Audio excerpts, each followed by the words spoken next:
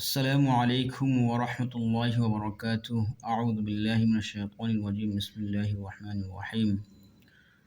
ورتل القرآن ترتيلا أو كما قال عليه الصلاة والسلام خيركم من تعلم القرآن وعلمه। সম্মানিত Facebook, YouTube, offline, online দেশ ও দেশের বাহিরে যে যেখান থেকে আমার ভিডিওগুলি ধারাবাহিকভাবে দেখে আসছেন তাদের জন্য আজকে আরেকটি নতুন ভিডিও নিয়ে আসলাম।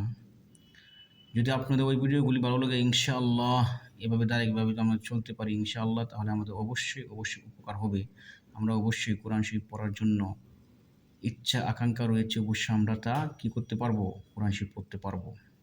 তবে ধৈর্য ধরতে হবে, একটু সময় দিতে হবে ইনশাআল্লাহ। তো আজকে যে লেটারগুলি নিয়ে আসছি, সদ, দ, ত, জ, আইন, গইন, ফা, কফ, এই লেটারগুলোর মধ্যে কয়েকটা লেটারগুলির মধ্যে পার্থক্য রয়েছে।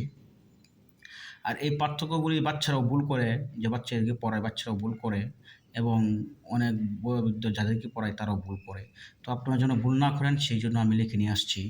এই যে সদ, সদকে অনেকে ত বলে, কারণ এটার উপর যখন একটা আলিফ হয়ে যায় তখন ত হয়ে যায়। এই যে দদ, দদকে অনেকেই জ বলে, কারণ এটার উপর আলিফ যখন চলে আসে তখন জ হয়ে যায়। এই জন্য আমাদের চিহ্নিত করতে হবে আলিফ। এই আলিফটা জর সাথে মিলে আসবে, তর সাথে মিলে আসবে, যেন এটা যেন পার্থক্য না হয়।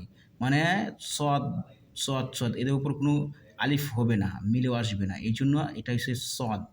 দদ ঠিক এর উপর কোনো আলিফ নাই, এই জন্য এটা দদ দদ। ত তো বুঝছেন, যদি আলিফ না হয় তখন সদ হয়ে যাবে, এর উপর আলিফ না হলে সদ হয়ে যাবে। ঠিক এর উপর আলিফ না হলে দদ হয়ে যাবে। এই আলিফটা মিলে যখন আসবে, তখন মিলে আসছে এই হরফের সাথে, তখন এটা জ হয়ে যাবে। এরপর আইন, এটা হচ্ছে ফার্স্টে বসবে, মাঝখানে বসবে, লাস্টে বসবে। আইন, এই যে এই ডাবল যে কালি আছে, যখন এরকম ডাবল কালি থাকবে তখন এটা আইন হয়ে যাবে। আর এই আইনের উপর যখন ডট হয়ে যাবে তখন এটা গয়ন হয়ে যাবে। আইন এবং গয়নের মধ্যে পার্থক্য হচ্ছে ডটের।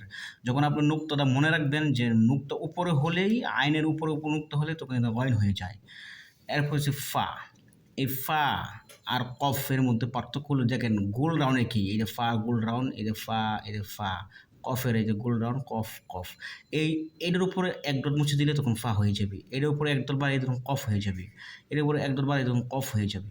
এই জিনিসগুলি মাথায় আমাদের রাখতে হবে। এই জিনিসগুলি মাথায় রাখেন, অবশ্যই আমরা আর ভুলব না ইনশাআল্লাহ। এরপরে দেখেন আমি এই হরফগুলির একটা না হরফগুলি নিয়ে আসছি, এগুলি আপনি পড়বেন বারবার। দেখেন সদ, যদি এখানে এ আলিফটা হয়ে যেত তখন হয়ে যেত ত, এখানে যদি আলিফ না থাকতো তখন সদ হয়ে যেত, তাহলে সদ ত, আলিফ হয়ে যেত ত। ফা, দদ, কফ, আইন, জ, কফ। এরপরে আমরা যে হরফগুলি আমরা পড়েছিলাম বিগত, এই হরফগুলি সবগুলি হরফ এক অবস্থায় নিয়ে আসছি। আপনারা এইটা বেশি বেশি পড়তে পারেন এই লাইনটা, তাহলে মনে করবেন যে আপনাদের হরফগুলি ইনশাআল্লাহ হয়ে যাচ্ছে। আপনারা যে কোনো হরফ চিনতে পারবেন, কোনো সমস্যা হবে না। দেখেন নুন, গইন, ফা, সা, খ, দত, সিন, আইন, ইয়া, ত, তা, কফ, বা, শিন, জ, জিম, সদ, হা।